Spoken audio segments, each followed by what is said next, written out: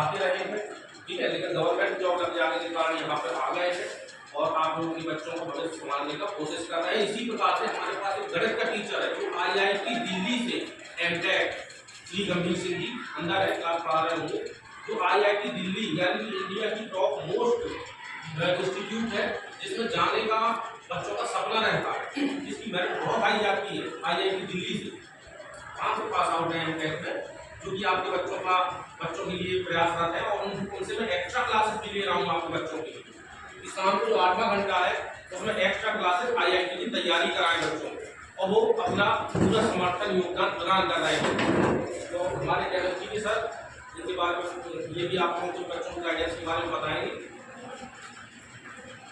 जी, श्री सूरज जी और मंच पर बैठे हुए सम्मानित लोग और हमारे विद्यालय के सभी सम्मानित शिक्षक और अभिभावक, मैं आप लोगों को बताना चाहता हूँ कि 12वीं के बाद दो मुख्य परीक्षाएं हैं।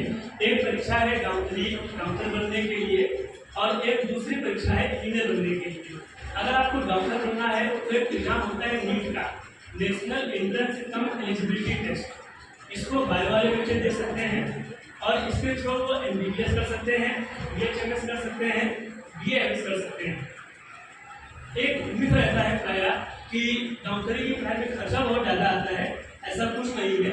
अगर आप किसी गवर्नमेंट कॉलेज से MBBS करेंगे तो उसकी फीस बहुत ज़्यादा नहीं होती है, जो भी होती है आप आसानी से दे सकते हैं उसे।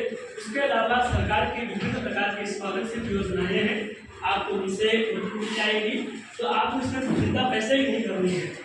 इसके अतिरिक्त अगर इंजीनियर बनना है तो आप JEE मेंस का एग्जाम देंगे। JEE मेंस से आपको जो लोकल कॉलेजेस हैं आपके स्टेट के NITs को मिलेंगे और आप JEE एडवांस देंगे, उससे आपको IITs मिलेंगे। तो ये दो मुख्य एग्जाम है जो हम लोग डॉक्टर और इंजीनियर बनने के लिए दे सकते हैं।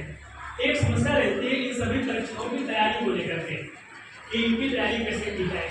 तो मुझे दो मिथ दिखते हैं समाज में। एक मिथ ये रहता है कि अगर बच्चा 12वीं के साथ तैयारी करेगा तो हो सकता है अपना बोर्ड का एग्जाम खराब कर दे।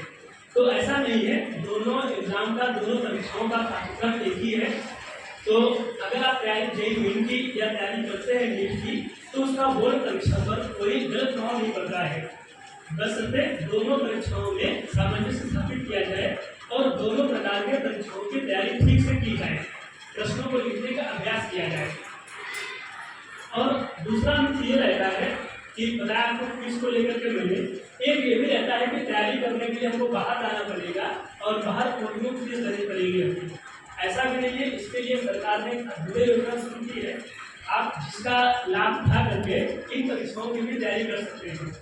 इसके अलावा 12वीं के बाद सामान्य परीक्षाएं से बैंकिंग हो गई, इनकी तैयारी कर सकते हैं। अगर आपको नेवी में जाना है तो नेवी के लिए एग्जाम होता है TES, टेक्निकल एंट्री स्कीम। इसके लिए आपके नंबर फिजिक्स, केमिस्ट्री और मैथमेटिक्स में 80% से ऊपर होना चाहिए। डायरेक्ट एक रिजल्ट होगा और इंटरव्यू होगा SSC के थ्रू, सर्विस सिलेक्शन बोर्ड के थ्रू, और आप नेवी जा सकते हैं। ऐसे ही एक टेक्निकल एंट्री स्कीम जो एयरफोर्स का भी एग्जाम होता है, आप उससे भी जा सकते हैं। आप कर सकते हैं NDA के लिए।